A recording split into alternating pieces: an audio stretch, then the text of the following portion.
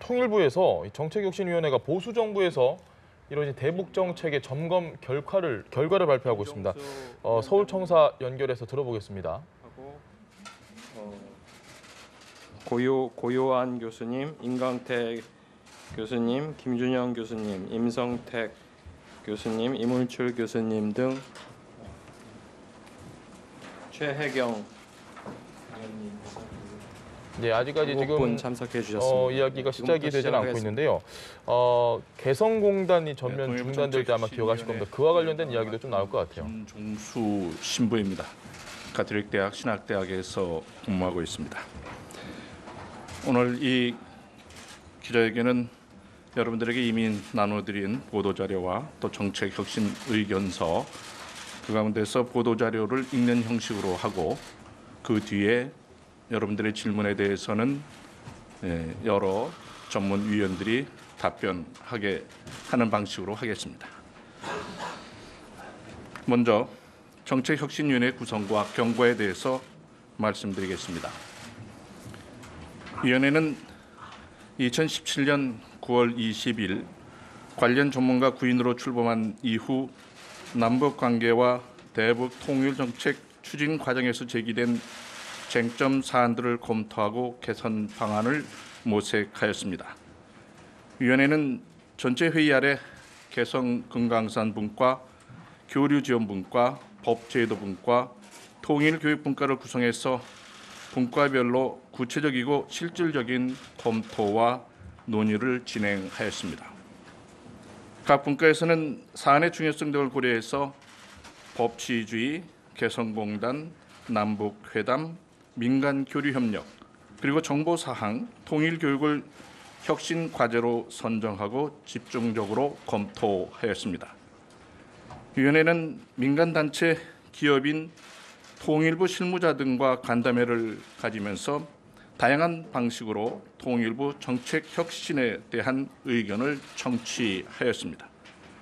다만 지난 시기 주요 결정이 청와대에서 이루어진 경우가 있으나 그 기간에 청와대 자료가 대통령 기록물로 지정되는 등 사실관계를 확인하는 데에 일정한 한계가 있었음을 말씀드립니다. 이제 정책혁신위원회 검토 결과와 의견을 말씀드리겠습니다. 먼저 통일정책 추진과 법치주의에 대해서 말씀드립니다. 5.24 조치 및 개성공단 전면 중단 조치는 헌법, 남북관계발전법, 남북교류협력법, 행정절차법 등에 근거한 행정행위가 아니라 이른바 통치행위의 방식으로 이루어졌음을 확인했습니다.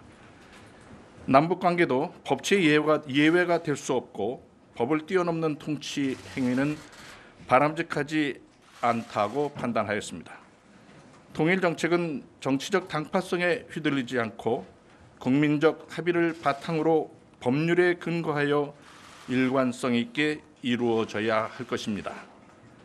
이를 위해서는 통일정책의 법제화가 이루어져야 하고 통일정책 추진이 법치주의에 따라 이루어져야 하며 통일정책 추진도 법치의 예외가 될 수 없다는 당국자의 인식과 사회적 합의가 전제되어야 합니다. 이러한 기초 위에 남북관계 관련 법률들을 전반적으로 재정비하여 지난 교훈을 반영하고 미래를 대비하여야 할 것입니다. 통일정책 법제화와 법치주의 구현을 위하여 통일부 안에 법무 담당관실을 설치하고 통일정책 법제화 TF 및 법무처 실무위원회를 구성할 필요가 있다고 생각합니다. 이제 개성공단 관련해서 말씀을 드리겠습니다. 위원회는 지난 정부의 발표와는 달리 2016년 2월 10일 국가안전보장회의 상임위원회 회의 이전인 2월 8일 박근혜 대통령이 개성공단에서 철수하라는 지시를 내렸음을 확인하였습니다. 대통령이 누구와 어떤 절차로 위 결정을 내렸는지는 확인되지 않았지만 이와 같은 공식 의사결정 체계의 토론과 협의를 거치지 않고 대통령의 일방적 구두 지시로 개성공단이 전면 중단되었다는 사실을 확인하였습니다. 2월 7일부터 2월 10일 사이에 이루어졌던 내용들을 간략하게 설명드리겠습니다. 2월 7일 북한의 장거리 미사일 발사 직후 국가안전보장회의에서 북한의 거듭된 핵 미사일 도발에 단호하게 대응해 나가기로 하는 원칙적인 논의가 있었습니다. 그러나 이날 개성공단 전면 중단을 결정한 바는 없습니다. 다음 날 2월 8일 오전 청와대 외교안보 수석이 통일부 장관에게 개성공단을 철수하라는 박근혜 대통령의 구두 지시가 있었음을 통보하였습니다.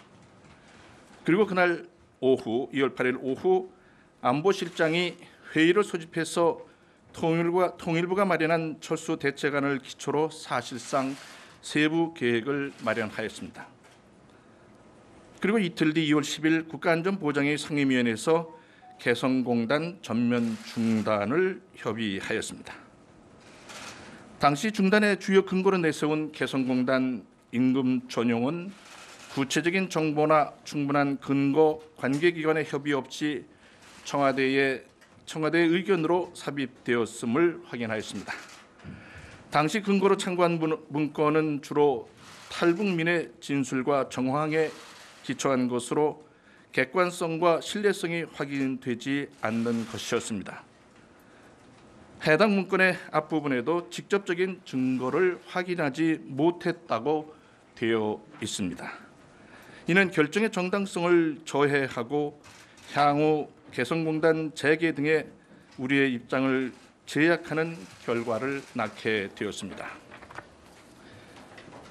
철수 일정과 집행도 매우 급박하게 진행되어 기업의 재선권 보존 조치가 이루어지지 못하였습니다. 개성공단 전면 중단 결정은 법률을 뛰어넘는 초법적 통치 행위로 이루어졌는 바 안보적 위기 상황에서 고도의 정치적 행위를 하는 것이 가능하다고 하더라도 해당 조처는 헌법과 법률에 따라 적법 절차를 준수해야 한다고 생각합니다. 대북 사업의 안정성과 신뢰성을 확보하기 위해서는 남북 관계의 악화로 손해를 입은 경협 사업자에 대한 손실 보상 법률을 마련하고 경협과 교역 보험 제도를 개선해야 할 것입니다. 또한 유엔 안보리 결의를 준수하면서도 국제 정세 변화 등에 따라 여건이 조성된다면 개성공단을 재개할 필요성이 있고 이를 적극적으로 준비해야 할 것입니다. 다음 남북 회담 관련해서 말씀드리겠습니다. 우리 측 국가안보실과 북측 국방위원회 간의 회담이 진행되면서 남북 회담 운영 체계가 약화되고 회담 진행 중에 수석 대표가 개최되는 사례도 있었습니다.